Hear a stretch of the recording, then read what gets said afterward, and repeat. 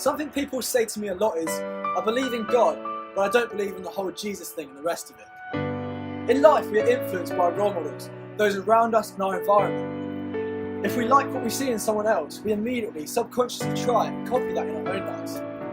We see it all the time. You see your favourite footballer wearing these football boots, next season you'll wear the same ones and hope you'll magically improve. You see your best mate wearing a new type of clothes, and you think you'll try those yourself. Even hearing phrases or sayings from others in our friendship circles, we adapt the way we speak to match those around us.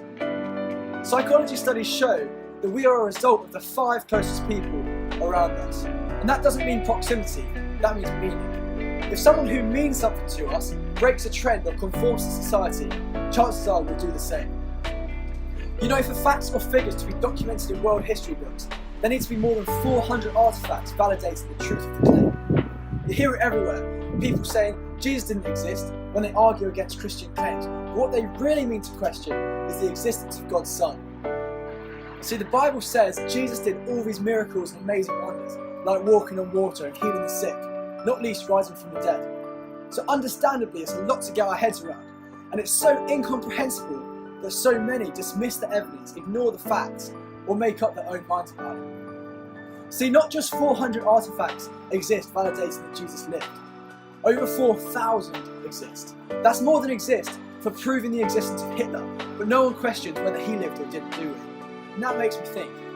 Humans often believe in God and look to God in times of trouble, when they need help or hope, which is so much about what God is about.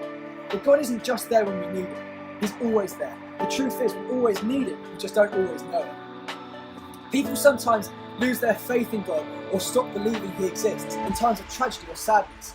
We hear it all the time. If God was real, why would He let this or that happen to me? We often lose faith when we look for God but can't find Him. When we ask for something and it doesn't seem to happen or work out the way we want it. We're so quick to blame God.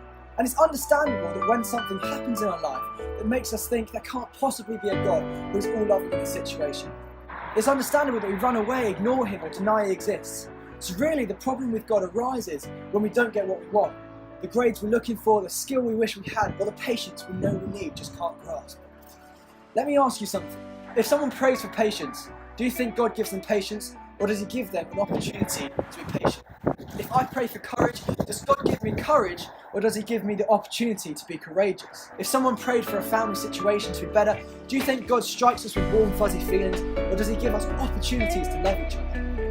So maybe, just maybe, it's not that we're not getting what we want from God, but it's that we're looking in the wrong places.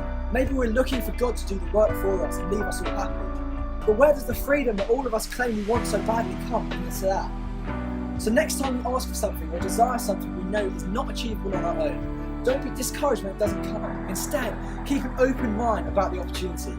Is what I'm doing here an opportunity? And I reckon you'll see this Godfellow who is always so massively scrutinised start to work. It's just about looking in the right places. See, if you don't believe in God and He has no impact on your life, that makes sense. If you do believe in God and your life is significantly different because of it, that makes sense as well. What doesn't make sense is to believe in a God and it have no effect on the way you live. Because surely if God means anything, He means everything.